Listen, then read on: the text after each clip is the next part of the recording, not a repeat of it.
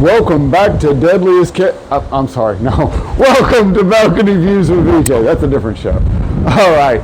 I am up here in Alaska, though, where they do the Deadliest Catch. We are on Ovation of the Seas with Royal Caribbean in the beautiful, or a little stormy, cold Pacific Ocean right now.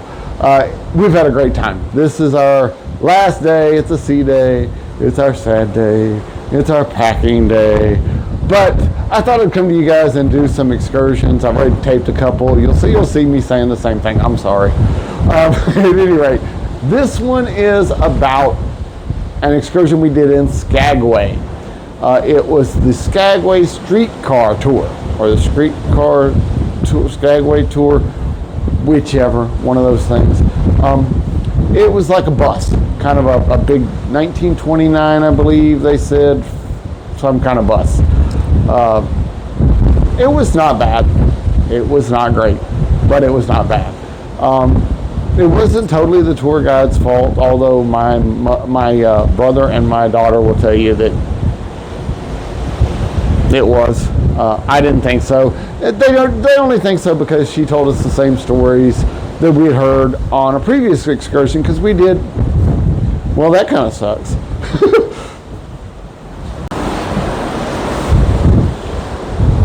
But I think they only say that because she told us a lot of stories that we had already heard on our previous excursion in Skagway, because we did 2 excursions in Skagway. You actually get a lot more time in the ports in Alaska, primarily I think because the days are longer, because like sunrise in May is 4:30 and sunsets at 9:30. So I think we had 12, 13 hours in Skagway, something like that. So we had time to do 2 excursions. Well, the first one we did told us a lot of the same stories that the second one did.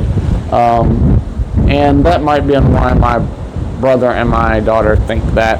I thought she was fine. She was a really nice lady that drove the bus, and I thought she did great. My problem was I expected a little bit more. It kind of looked, it was about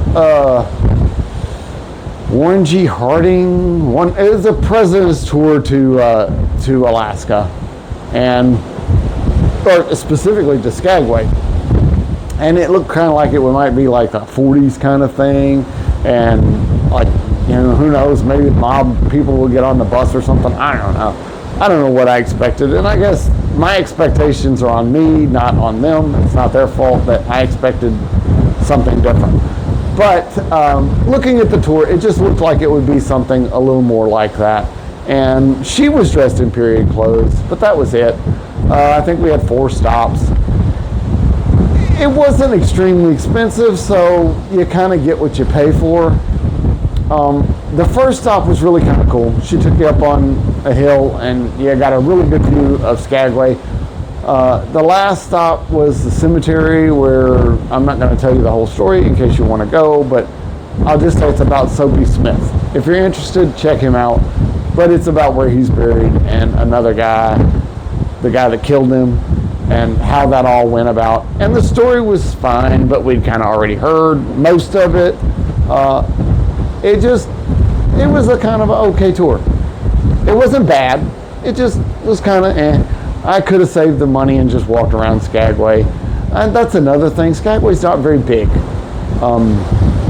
From the description of the tour, you think it's going to take you to a lot of places in town, and it does. It just so happens those places are like right next to each other, and you can walk to them just as easily. So if it were me, I'd save my money and just walk around Skagway yourself. Not really worth it to me on that tour, but it was interesting. We'll just leave it at that. I don't like to be too negative, but to me it wasn't worth the money, and it wasn't a lot of money, to be honest. It was a relatively inexpensive tour, $50-$60 a person, something like that. So maybe if you're in Skagway, skip that one. Go on the Big Nugget tour. Definitely worth it. You'll see. I have that one on there too, but on my excursion thing. So check that one out. Save your money on this one. And I'm BJ those are my balcony and excursion views, and I hope you enjoy your next excursion and cruise.